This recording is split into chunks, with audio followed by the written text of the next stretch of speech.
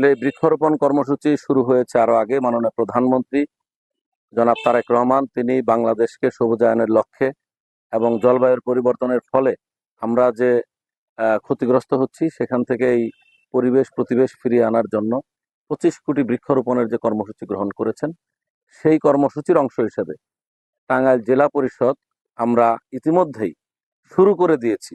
আজকে আনুষ্ঠানিকভাবে আপনাদেরকে নিয়ে এই বৃক্ষরোপণ করলাম।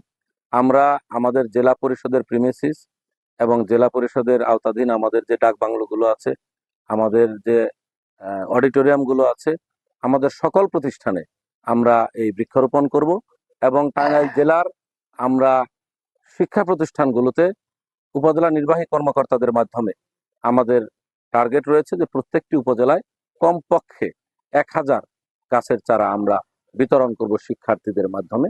এবং এইভাবেই আমরা জাতীয় কর্মসূচির আওতায় বিশেষ করে মাননীয় প্রধানমন্ত্রীর ঘোষিত কর্মসূচি টাঙ্গাইল জেলা পরিষদ বাস্তবায়ন করবে। জেলা পরিষদের পক্ষ থেকে মোট কতগুলি গাছ দিতে? মোট জেলা পরিষদের পক্ষ থেকে সরকারিভাবে নির্দেশনা ছিল 1500 গাছের, কিন্তু আমরা টার্গেট নিয়েছি যে আমরা কমপক্ষে 15,000 গাছের চারা রোপণ করব। এই গাছের চারা সরকারিভাবে যে নির্দেশনা রয়েছে যে চারাগুলো আমরা যেখানে রোপণ করব ওই চারার ফেন্সিং করা, রক্ষণাবেক্ষণের করার দায়িত্ব কিন্তু ওই প্রতিষ্ঠানের, এবং আমরা যতটুকু চেষ্টা করব এটা নিশ্চিত করা।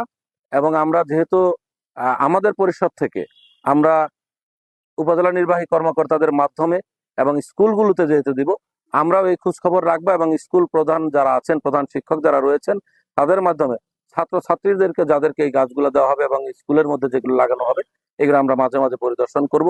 তবে আমি যতটুকু জানি সরকারিভাবেই এই বৃক্ষ চারাগুলো ঠিক মতো বেড়ে উঠছে কিনা সেই খবর নেওয়ার জন্যও কৃষি মন্ত্রণালয় থেকে কৃষিকে এই দায়িত্ব দেওয়া হয়েছে। আমাদের চারা সে যাতে সুন্দরভাবে বেড়ে ওঠে, এটা তো বাচ্চা শিশুর মতো, শিশুকে আপনি যেভাবে সুন্দর পরিবেশ দিবেন সে বেড়ে উঠবে, গাছের চারাও সেভাবেই বেড়ে উঠবে।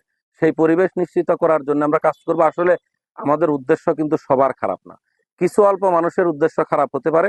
তবে আপনি জানেন যে সরকারের যে নির্দেশনা রয়েছে, সরকারি জায়গায় এবং নদী দখল এবং অবৈধভাবে জায়গা দখল, ফুটপাত দখলের বিরুদ্ধে কিন্তু ইতিমধ্যেই মাননীয় প্রধানমন্ত্রীর নির্দেশে অত্যন্ত গুরুত্বপূর্ণ অভিযান চলছে এবং সেইগুলো দল মত দেখা হচ্ছে না, সেইগুলো ভেঙে দিয়ে রাষ্ট্রীয় সম্পদ উদ্ধার করা হচ্ছে। আমার বিশ্বাস মানুষেরও পরিবর্তন হয়েছে, আমাদেরও সকলেই সহযোগিতা করবে। আমরা এই গাছের চারাগুলো সঠিক জায়গায় রোপণ করবো এবং রক্ষণাবেক্ষণ করবো।